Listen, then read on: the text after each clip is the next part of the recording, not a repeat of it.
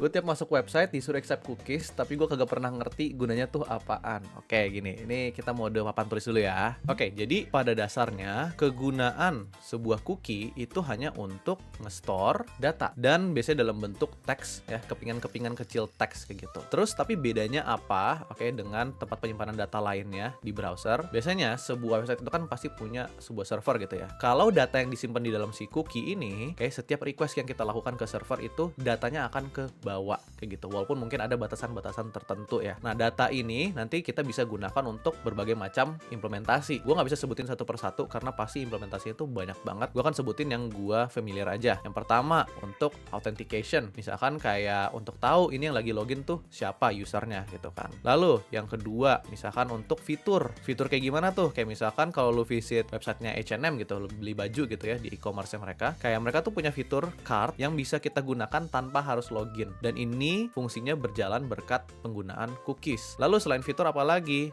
Mungkin yang paling umum ya, yaitu menggunakan untuk analytics.